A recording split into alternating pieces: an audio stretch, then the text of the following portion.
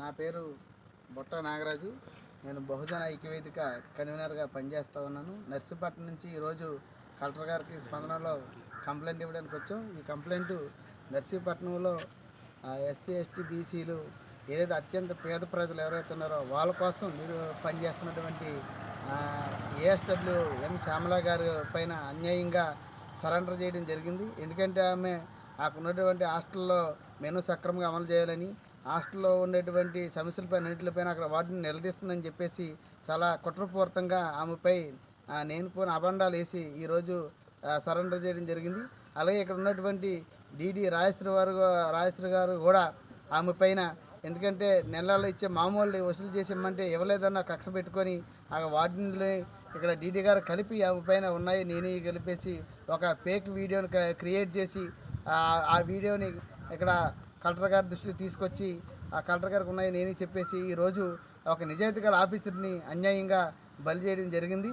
అంటే రేపు రానున్న రోజుల్లోని ఈ చదువుకున్న విద్యార్థులు కానీ ఉద్యోగులుగా కొత్త వచ్చి ఉద్యోగులు కానీ ఏం మెసేజ్ ఇస్తున్నారని చెప్పేసి మేము అడుగుతూ ఉన్నాం. ఒక ప్రభుత్వ ఉద్యోగిని సరెండర్ చేయాలన్నా, సస్పెండ్ చేయాలన్నా కనీసం ముందు సోకాస్ నోటీస్ ఇవ్వాలి, ఆవిడ దగ్గర ఎక్స్ప్లెయిన్ లెటర్ తీసుకోవాలి. అప్పుడు సంతృప్తి చెందకపోతే ఆవిడ పైన చర్యలు తీసుకోవాలి తప్ప ఏమీ లేకుండా వెంటనే మీరు చర్య ఎలా తీసుకున్నారని చెప్పేసి అటు డీడీ గారిని ఇక్కడ కలెక్టర్ గారిని కూడా మేము బహుజన ఐక్యవేదికగా ప్రశ్నిస్తా ఉన్నాం. వెంటనే ఆమె ఏదైతే చర్యలు తీసుకున్నారో సరెండర్ ఏదైతే ఉందో దాన్ని ఉపసంహరించుకొని ఇమీడియట్గా నర్సీపట్నంలోని విధులకి ఇమీడియట్గా పునరుద్ధరించాలని చెప్పేసి మేము డిమాండ్ చేస్తున్నాం. అలా చేయని పక్షంలో బహుజన ఐక్యవేదిక కింద అలాగే దళిత సంఘాలు, గిరిజన సంఘాలు, విద్యార్థి సంఘాలు, విద్యార్థుల యొక్క తల్లిదండ్రులతో కలిపి నర్సీపట్నంలో పెద్ద ఎత్తున ఆందోళన చేస్తామని చెప్పేసి ఈ సందర్భంగా తెలియజేస్తున్నాం. మరొకసారి జిల్లా కలెక్టర్ గారికి మేము విజ్ఞప్తి చేస్తున్నాం.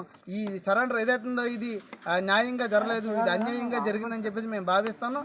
రూల్ ప్రకారంగా జరగలేదు, రూల్ వైలేట్ చేసి మీరు ఈ సరెండర్ని చేశారు. అంటే ఆమె ఒక ఆదివాసీ బిడ్డ కాబట్టి ఆవిడ వెనకాల ఎవరు ఉండరు కదా కాబట్టి అనే ఉద్దేశంతో ఈ తప్పుడు మనుషులు, ఈ తప్పుడుగా పనిచేసినటువంటి వార్డెన్స్ కానీ డీటీలు కానీ వీళ్ళందరూ కూడా హాస్టల్లో అంటేనే, సంక్షేమ హాస్టల్ అంటేనే ఒక అవినీతి కేర్ ఆఫ్ అడ్రస్గా మారిపోయింది.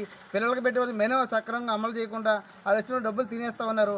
ఆ రెండింటికి ఇప్పుడు అక్కడ అడ్డుగా ఉన్నది కాడికి ఇలా అక్రమ సంపాదనకు అడ్డుగా ఉన్నది కాడికి అడ్డును తొలగించుకోవడం కోసం ఈమెని పైన నేను పని వీడియో క్రియేట్ చేయించి ఇది చేశారు. కాబట్టి దీన్ని మేము ఖండిస్తూ ఉన్నాం.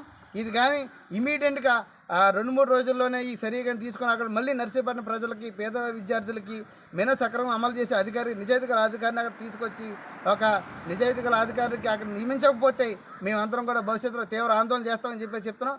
ఈ విషయంలోని మేము అవసరమైతే కోర్టుకి వెళ్తాము, అలాగే హ్యూమన్ రైట్స్కి వెళ్తాము, అన్ని దగ్గరలో కూడా వెళ్తాము. దీన్ని వదిలిపెట్టేది లేదని చెప్పి ఈ సందర్భంగా హెచ్చరిస్తా ఉన్నాం. జై భారత్, జై భీమ్.